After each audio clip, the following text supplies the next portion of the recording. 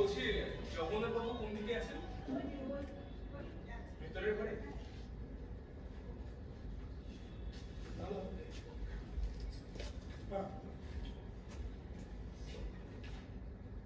ঠিক আছে, আচ্ছা ঠিক আছে।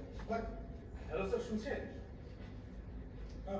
বলছে আপনি যে ভদ্রমহিলার সঙ্গে এখন কথা বললেন তাকে আপনি চেনেন? সে কিন্তু আমার মা। তুমি আপনি আমাকে চেনেন? তুমি যখন একদম ছোট ছিলে তখন আমি তোমায় দেখেছি। এখন অবশ্য তোমাকে আমার চেনার কথা না। আজ যদি তোমার মার সঙ্গে আমার দেখা না হতো তাহলে হয়তো নতুন করে তোমায় চিনতাম। মা কিন্তু কোনোদিনই আপনার ব্যাপারে আমায় কিচ্ছু বলেনি। সেটা তো স্বাভাবিক। মা কি আপনার জন্য ব্যথা? কি বলুন? কি যা তা বলছো? আমি তোমার মাকে খুব শ্রদ্ধা করি। তাছাড়া তুমি যা খুশি তাই বলতেই পারো, as you like। তবে আজ আমি তোমাকে এক ভয়ঙ্কর সত্যের সামনে দাঁড়াই। সত্যের সেই ভয়ঙ্কর ভার সইতে পারবে তো? হ্যাঁ পারবো বলুন। তবে শোনো, আজ তুমি সুন্দরবনের এই যে বৃদ্ধাশ্রমটি দেখছো, এটি এক সময় অনাথ আশ্রম ছিল। এক ঝড়ঝড়ের রাতে আমি দেখতে পাই কালো চাদরে মুখ ঢাকা এক মহিলা কাপড়ে জড়ানো একটি বস্তু আশ্রমের গেটের সামনে রেখে যাচ্ছে। আমি চিৎকার করে বলি, দাঁড়াও দাঁড়াও, কিন্তু সে অন্ধকারে কোথায় মিলিয়ে যায়। আমি তার দেখা কিছুতেই পেলাম না। তারপর দেখি গেটের সামনে কাপড়ে জড়ানো একটি শিশু। আমি শিশুটিকে কোলে তুলে নিয়ে মিস এলিনার হাতে তুলে দিলাম, যিনি এখন এখানকার ওয়ার্ডে। সে রাতে এলিনাই শিশুটিকে তুলতে পারে। এরপর শিশুটির স্থান হলো এই অনাথ আশ্রম। এর কিছুদিন পর আমার বন্ধুর পত্নী উষা রানী, যিনি নিঃসন্তান ছিলেন, তিনি ওই শিশুটিকে দত্তক নেন। আর সেই শিশুটি আজ সাবালক হয়ে আমার সামনে দাঁড়িয়ে থাকা মিস্টার অয়ন মুখার্জি, মানে তুমি। কি বললেন আপনি? আমি অনাথ?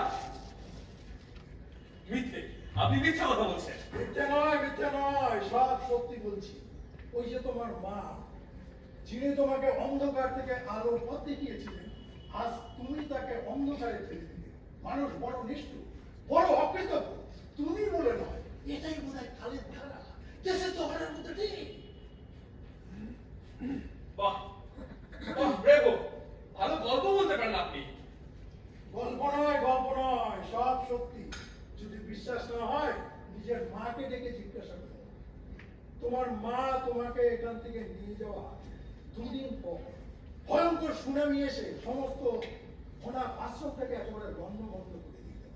তারপর বেশ কিছু বছর এই আশ্রমের কোনো অস্তিত্বই ছিল না। এই বছর চারে কোনো নতুন করে তৈরি করেছি এই আশ্রম, নাম দিয়েছি আনন্দ আশ্রম। বৃদ্ধ বয়সের মা বাবাদের ছেলেমেয়েরা নিজের শোক সুখের লালসায় এখানে রেখে যায়, যেমন তুমি তোমার মাকে রেখে যাচ্ছ। প্লিজ চলে যাও আমার সামনে থেকে, প্লিজ গো। মা, ও মা, মা, হ্যাঁ ডাকো মাকে ডেকেছি। মা, ও মা। কি হয়েছে বাবা? তুই যে চলে গিয়েছিলি, আবার ফিরে এলি কেন? ওই ভদ্রলোক কি বলছেন দেখো। কি বলছেন? বলছেন এটা নাকি আগে একটা অনাথ আশ্রম ছিল। আমাকে নাকি তুমি ছোটবেলায় এখান থেকে তুলে নিয়ে গিয়েছো। মা, আমি নাকি অনাথ। না, মা বেঁচে থাকতে সন্তান কখনো অনাথ হয় বাবা? তুই অনাথ নস। আমি তো আছি, তোর মা। তুই অনাথ নস বাবা, তুই অনাথ নস বাবা। দাদা, আপনি কি করলেন? কেন সব বলে দিলেন?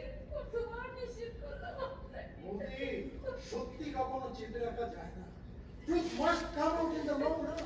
মা, একবার বলো, সব ভুল, সব মিথ্যে।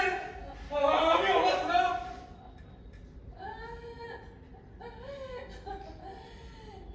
সত্যি বাবা, আমি তো জন্মদাত্রী নই। এই অনাথ আশ্রম থেকে তোকে নিয়ে গিয়েছিলাম বাবা, কিন্তু আমি তো তোকে মানুষ করেছিলেন কদিনের বাচ্চা থেকে। আমি তোর মা বাবা, আমি ছাড়া তোর কেউ নেই, তুই ছাড়া আমার কেউ নেই বাবা।